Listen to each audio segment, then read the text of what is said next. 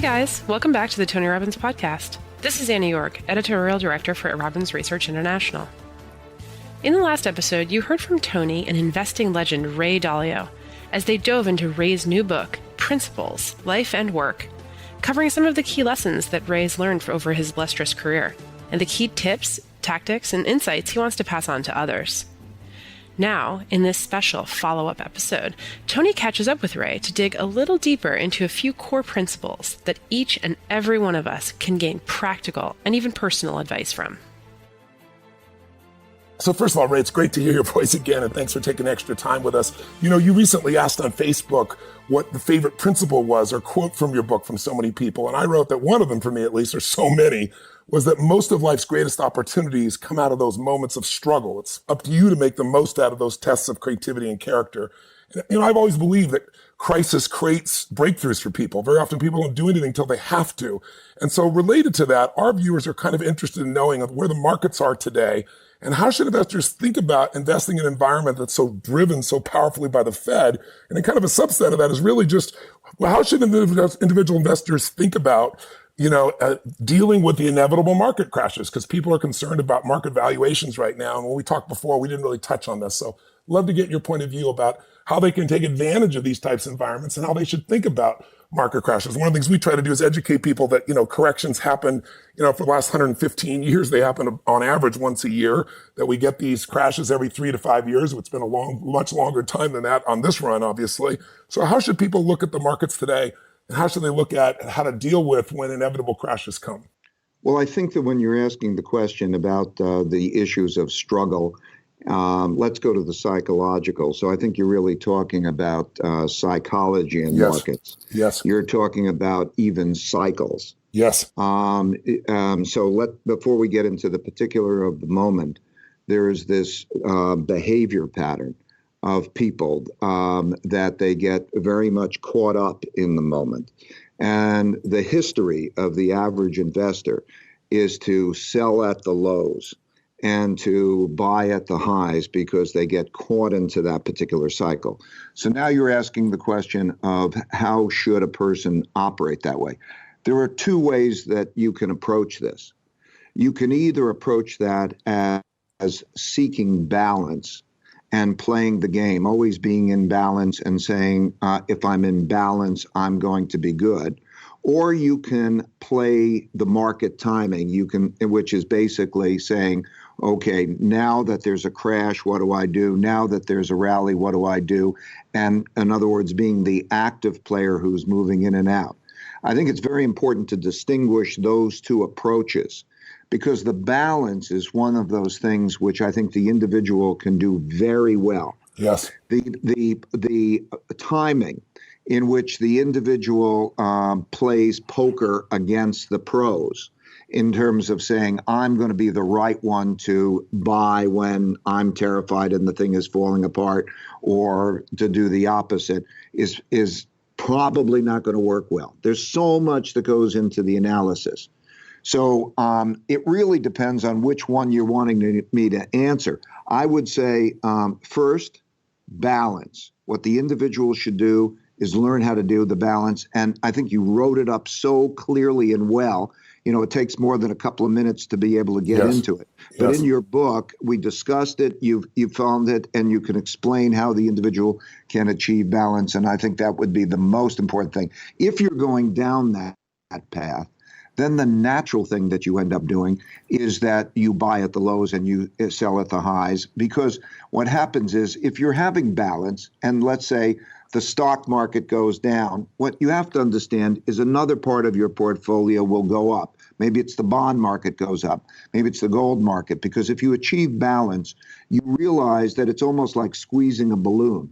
It goes from when it contracts someplace, it expands something else. The losses that might take place in one part of the portfolio produce essentially gains because of changes in that environment and by having that balance. But when one goes up, and you rebalance to achieve that balance, then naturally you're going to take profits from that which was the most did the best, and go down and buy those things that were less in order to get back into balance And that's the way to play balance. And that would be what I would recommend for your investors.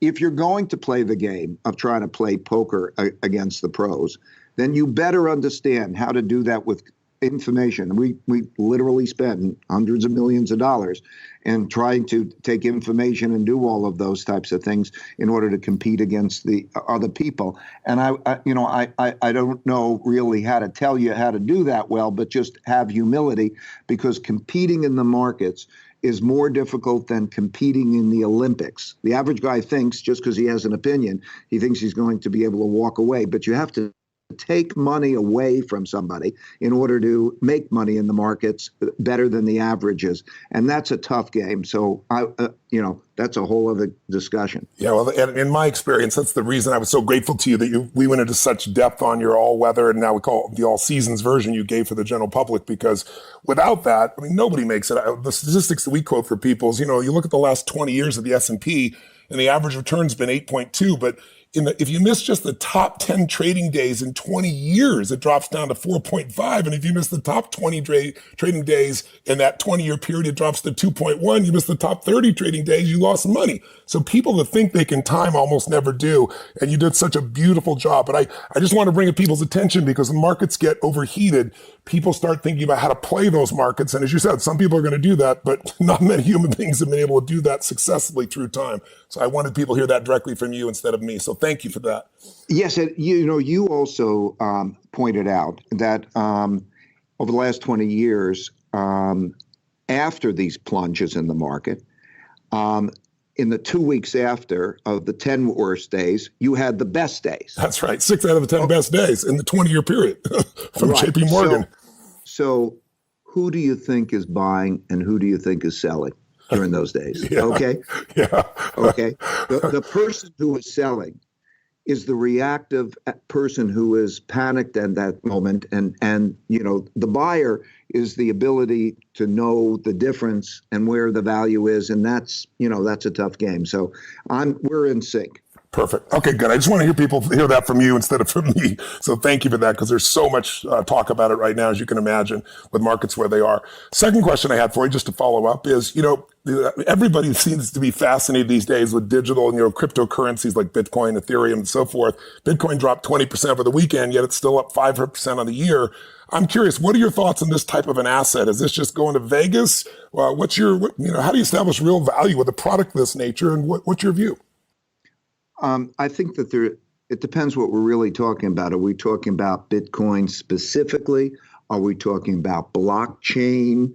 Are we talking about digital currency? Some of these terms get confused. That's so true. let me give you my thoughts on each one of them. Great, thank you. Let me start with the currency thing. There are two purposes of a currency. A medium of exchange, you can buy and sell things with it, and a storehold of wealth.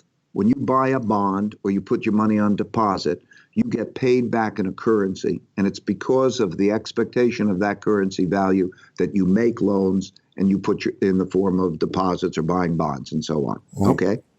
Right now, these digital currencies are not effective in either of those two ways. In other words, by and large, not perfectly, but in other words, if you try to take your digital currency and you go out and you say, I'd like to buy stuff with it, right now it's very, very undeveloped. So what's happening now is not largely not that in that regard. Right. And in terms of the storehold of wealth, it's not an effective storehold of wealth because its volatility is so great that it's really speculation on its volatility that is having the market participants. So it is a speculative market that has underneath it, by the way, there are different versions of it, like you point out. There's Bitcoin, and then there's Ethereum, and then there's another one, and they will be that way. So the way that I view it is that underneath it is a technology, blockchain, that is a totally valid, great technology that I think will be very important in our future. So it's very similar to saying this is like the internet. Do you believe that the internet will do well? And then when you say, do I want to bet on Bitcoin?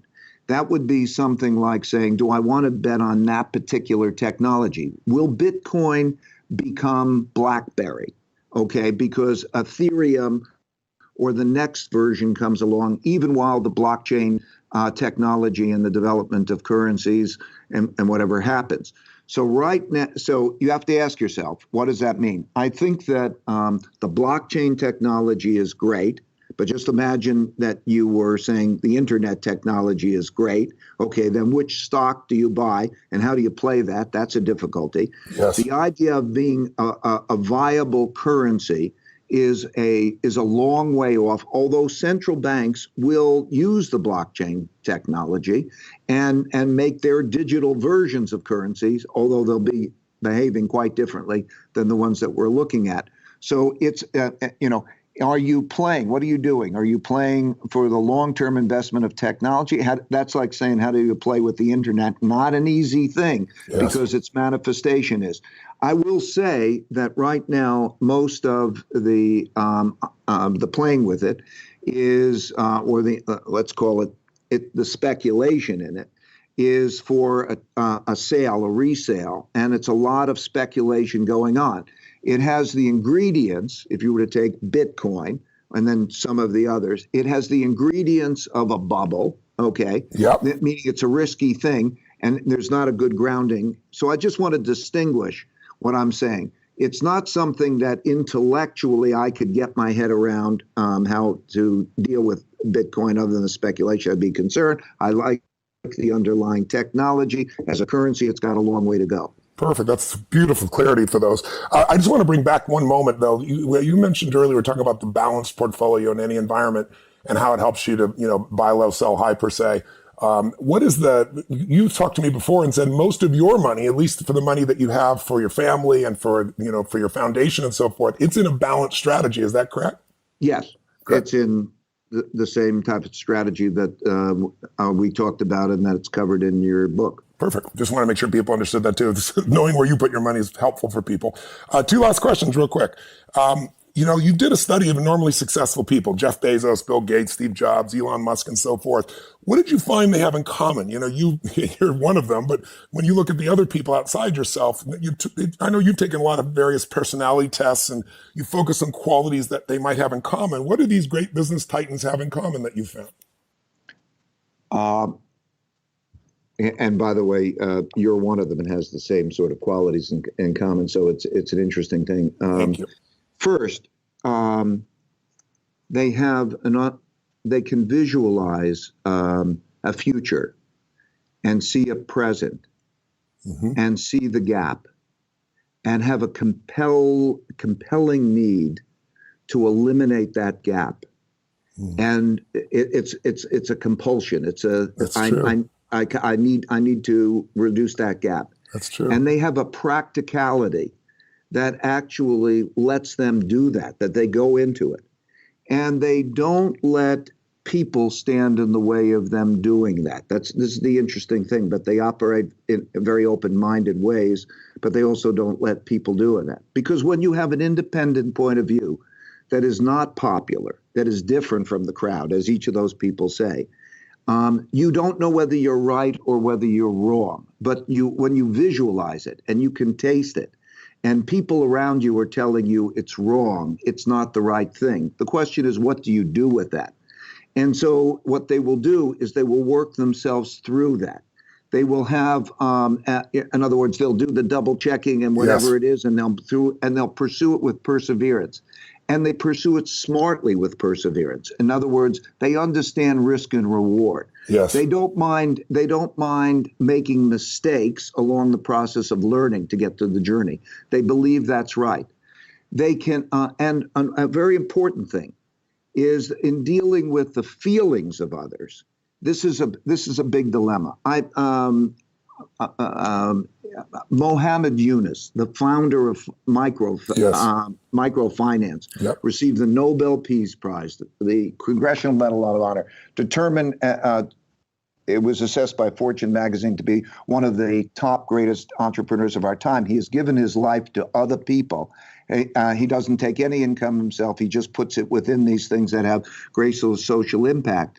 And he will not let the other people stand in the way of the goal. A lot of people have discomfort. In other words, there'll be somebody. They've got to be made sometimes uncomfortable. You got to cut through and get to the job done, even if it means discomfort for people. You got to work yourself through that. They are people who can see the big picture and the details. Yep. Maybe they see it all themselves, or maybe they're working well with others who can see things that they know that they can't. I won't refer to some of the names because I've done these discussions with them in the personality tests, and I promised to keep the particulars private. Sure. But there are some people who can visualize the big thing. Okay, let's say Elon Musk going to Mars, to, in other words, colonize Mars. Yep. Okay, and such things, and at the same time can pay such attention to the details, and so that range is a big deal, and they achieve that range. And I'll give you other names. I'm thinking of other people, won't give you their names, sure, who are able to basically see the big picture, but no, they can't see the detail.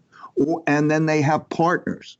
The biggest secret to all of this is to know how to partner well with people who could see where you can't see, and to one way or another be able to see the big picture and execute the details, so to put together the teams correctly.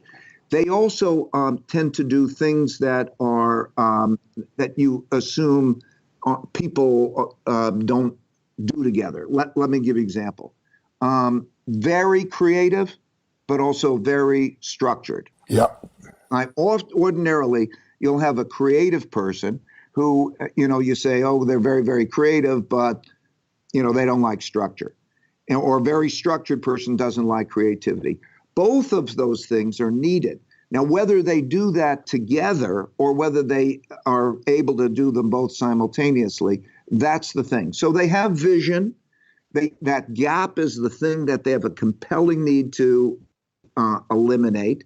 And they do it by bringing together these different qualities, whether they have that in themselves or in partnership with others. They all really, the best ones, are people who not only have good mental maps of how things should be done, but they have high levels of humility. It may not look that way to an outsider. You may look at some of these people and you could say, wow, they just sound so brilliant, and they're asking the questions. But if you're in discussions with them, and I'm sure you've been in discussions with them, sure, what you find out is, generally speaking, that they're curious, voraciously curious. They're wondering if they're wrong. They're taking in information. So they don't look as confident when they're doing it, when you're in those conversations. It really depends who they're speaking with. They have an ability to distinguish the smartest people to speak with from the less smart people to speak. So they tend to speak to the smartest ones that they can speak to, but they like to find people who disagree with them so that they can make sure that they're right and they can learn. Yes. It's beautiful. Wow. That's one of the most thorough descriptions I've heard. And when you talk about the compulsion to close that gap, I can certainly relate to that with it myself, not to mention the people that you've mentioned and the people you and I have as mutual friends. We all seem to have that portion in common. It's the one that jumps out to me most, but you're absolutely right. That ability to see the big picture and the details, there are very few people do that, but the people that do bridge, and you say they have a great ability to partner with others who have those skills that they're missing. What makes them effective at partnering like that? What's the quality in them that makes them effective at partnering? The number one differentiation in character is the ones who can go above their own opinion and to see it through others' eyes. Like I've observed this repeatedly. There are certain people who are attached to their opinion. They think, well, just because they think they have this opinion, that the opinion has merit. I mean, they're terrible, terrible opinions.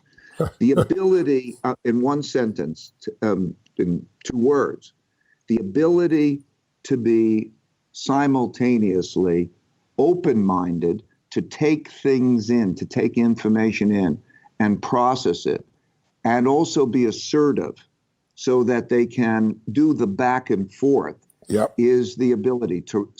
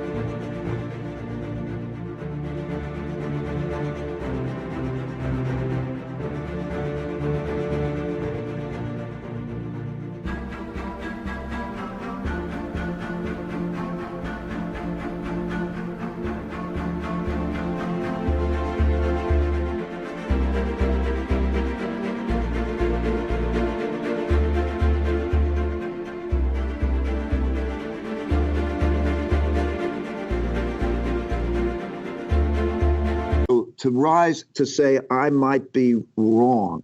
And how do we together figure out whether I'm right or wrong? So, there are three things that are essential to do in order to have an idea meritocratic relationship. And whether that's in partnership or it's in a family relationship or almost any relationship, it's a better relationship if it's an idea meritocratic partnership. That means not just one person's a boss and somebody else follows. Yes. And how do you have to do that? There are 3 steps that you have to do. First, you have to put your honest thoughts on the table, then put their honest thoughts on the table, and you could look at them. A lot of people have problems doing that, but they have to. But that's important. The second thing is you have to know the art of thoughtful disagreement. In other words, what I'm describing, the ability to take in and think and work yourself through that, to view disagreement as a curiosity and a respect for the other person to do well rather than an argument. There's an instinctual, subliminal reaction to disagreement that makes people think it's a fight or there's something. And I want to emphasize, decision-making is a 2-step process. First, take it in. Second, decide. Your taking it in does not in any way diminish your ability to decide. You're being stupid. Any of us, I'd be stupid, if we don't take it in and then decide. So step number 2 is to have...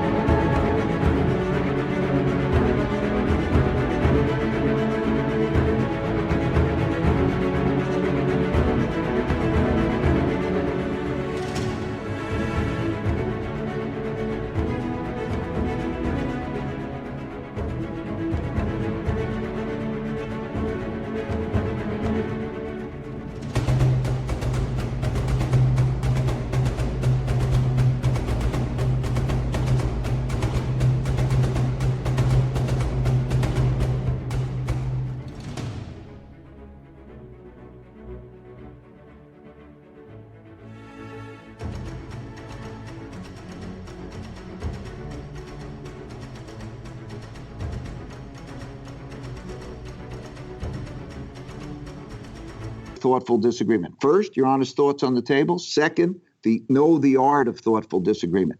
And number 3, that if disagreements remain, to have agreed upon ways of getting past them. You could have the best partnership in the world, and you're still going to reach a point where you disagree. Well, what are the rules of the game to get past that? This could be with your life partner, or this could be with your business partner. Do you have a protocol that when you reach that point, you're going to follow that protocol? Give us an example, if you would, Ray. Give us an example, if you would, Ray. That's because it makes so much sense. Well, there are all sorts of protocols. You could either say we go to a third party to arbitrate, we flip a coin. We do at Bridgewater, we do what we call believability weighted decision making. Believability weighted decision making is that groups, maybe it's too complicated to explain in a nutshell, but it's basically that knowing each person's believability that actually is scored with points that come from an agreed upon system of how many points you have, you get believability. So let me give you the concept very simply of believability weighting, because we all do this in our own way. Supposing you have a serious disease, and now you could make your decision of what you're going to do about that disease. The smartest thing that you could possibly do is to find the 3 smartest doctors that you can find who are willing to disagree with each other openly. Yes. And to hear that conversation and to go through that. And because let's say all 3 doctors tell you to do the same thing, and what they're telling you to do makes sense, okay, then you have a green light to go ahead. If they're willing to argue with each other and you can hear that, then you'll get an education that's really fabulous, and you could ask the questions. And then when it comes to the end of the day, you're going to sort of say, I have to make my decision. And if you're smart, you will weigh that decision based on your assessment of the different doctors' believabilities and the issues that they're having. That makes sense. So partnership, these are all different ways of getting past the disagreement, but you must have a means of an agreed upon way. Yeah, in advance, because otherwise it just becomes another fight, right? Most common and the best way is to, just for generally people, the people who are listening out there, is if you both mutually agree on who it is that may be a friend or somebody who you say, oh, we trust their judgment and they'll help you through it. And we're going to go and we'll work ourselves through it with their guidance and let them decide or whatever, leave you where that'll help. Probably that's the most common. That's beautiful. I just want to echo to those listening. For me anyway, everything you said makes so much sense. But the concept of looking at disagreement with curiosity and respect, the combination of those two qualities is spectacular. I mean, out of that, you get truth, you get creativity, you get connection, you get new ideas. I mean, it keeps the openness and yet still allows you to grow and stand and make your own decisions. Beautiful. Last question for your time, my friend. On a personal note, I noted that you stepped down as the co-CEO, and you talked about the next 5 years, your involvement in Bridgewater is going to, diminish or transition a bit. I'm just curious. I know you're going to be working on another book on investment principles. And beyond that, what does life look like for Ray Dalio in this next chapter? What's next for you? First of all, just to be clear, my chapter in my life here is to make sure people are great without me. That's my number one mission. My game, I'm going to play the markets in the game with Bridgewater as much as they want me to do it, and I'm going to do it as an enjoyment and a pleasure because I love that. It's like playing, I don't know, chess or Yes. tennis or whatever, skiing since I was a kid. Yeah. I'll do it for the rest of my life because I love it, and so I'm going to be able to be more engaged in that because I'm not having to manage the company. So I'm excited about doing that. I'm going to do that. But my number one objective is to make sure that people are good without me. So I then have other things. Spending time with my family, my grandkids. I have 2 grandkids. I've got a third on the way. I'm telling you, it's a joy. It's a thrill.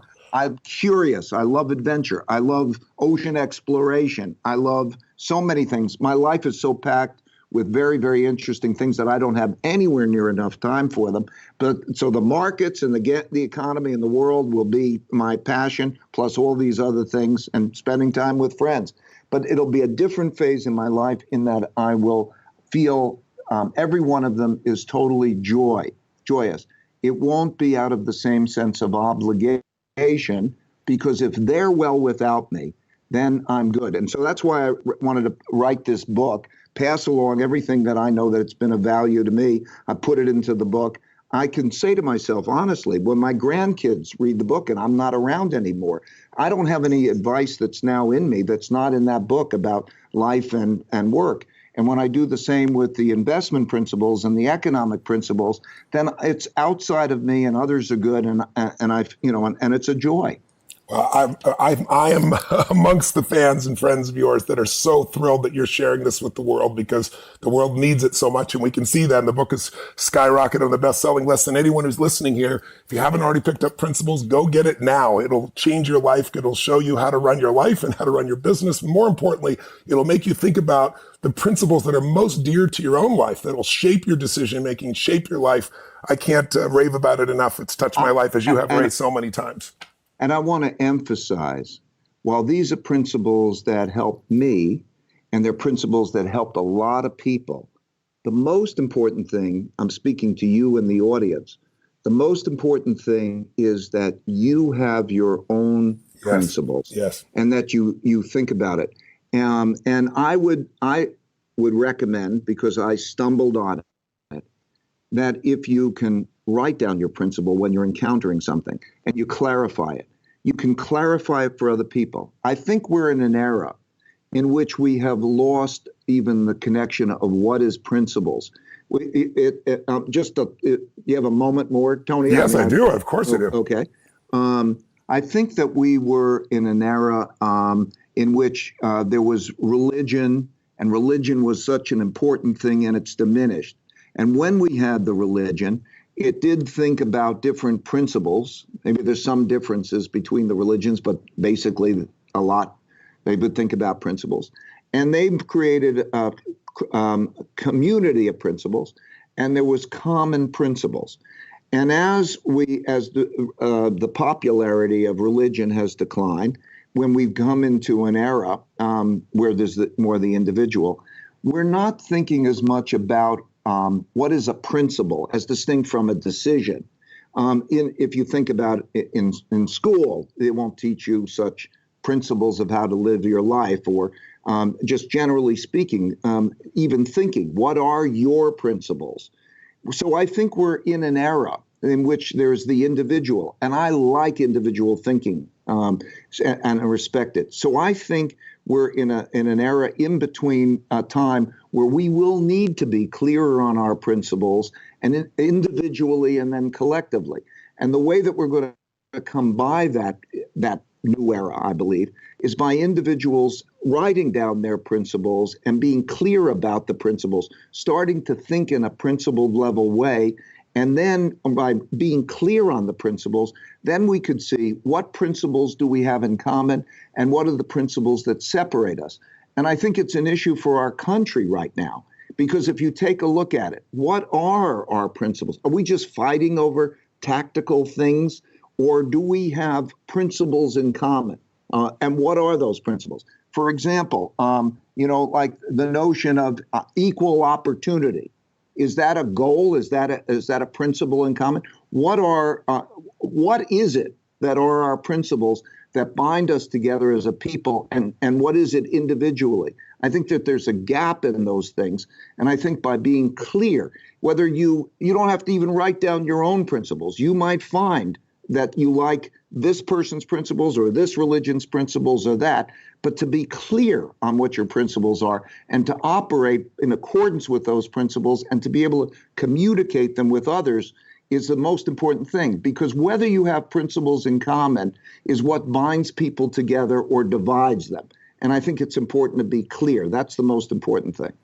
I think you're absolutely right. And I think, without clear principles, decisions are made just emotionally. They're made irrationally. And that's where you see the worst part of human beings very often, or at least the least successful part of human beings. But when we find those in common, that binding is there, and it's easy to make decisions. People get focused, as you said, on tactics, and they forget we all give a damn about our children, whether or not you believe the guns should be available or not be available is a crazy example. It's out there for everything. And we're going to turn the tables on this interview in a second here. We're going to take a quick pause and we're going to flip over, and I'm taking the reverse role. You're going to be interviewing me on my principles. So I'm interested to see what we come up with. But I think everything in my life is based on principles. I couldn't get up and do 7 days in a row, day and night, 12, 14 hours a day with people from 75 countries. When people stand up, I don't know what they're going to do, but I have a set of principles that no matter what they do, guides me to help them to get to where they need to be. And so without that, I don't know how I'd even function. So I first want to thank you for this part, for jumping back on again for these additional questions, Ray.